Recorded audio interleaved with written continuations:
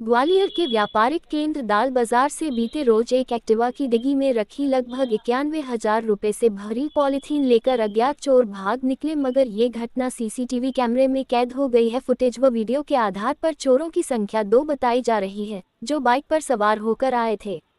वहीं पुलिस ने wire factory के मुनीम की शिकायत पर अज्ञात चोरों के खिलाफ प्रकरण पंजीबद्ध कर लिया है।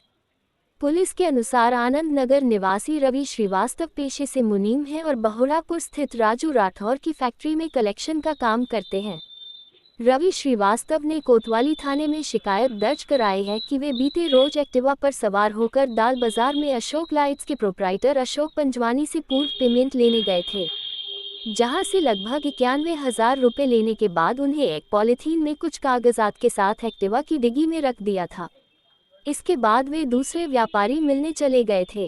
व्यापारी से मिलकर जब वे वापस लौटे और उन्होंने एक्टिवा की डिग्गी में देखा तो रुपयों से भरी पॉलीथीन उसमें से गायब थी।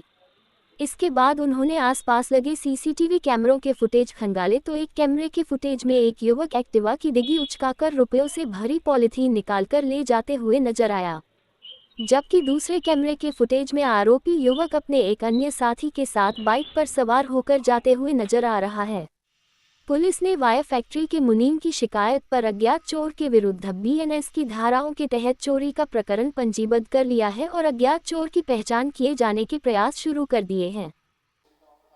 कोतवाली थाने में जो है फरियादी रवि श्रीवास्तव ने रिपोर्ट दर्ज कराई है कि वो बहोरापुर के राजू राठौर की वायर फैक्ट्री में उनके मुनीम है और पैसा कलेक्शन का काम करते हैं। और कल उन्होंने जो है एक व्यापारी से 91,000 रुपये कलेक्ट करके एक्टिवा गाड़ी की डिग्गी में रख दिए थे और फिर दूसरे व्यापारी के यहाँ काम करने चले गए थे।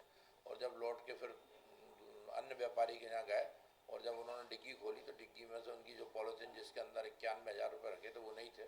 उनकी रिपोर्ट पर से जो है वीएनएस एक्ट की धारा 303(2) के तहत सी के तहत चोरी का अपराध पंजीबद्ध किया गया है। प्रकरण में विवेचना की जा रही है। सीसीटीवी फुटेज के आधार पर जल्दी से जल्दी आरोपी की शिनाख्त की जाएगी और आरोपी को गिरफ्तार कर राशि बरामद की जाएगी।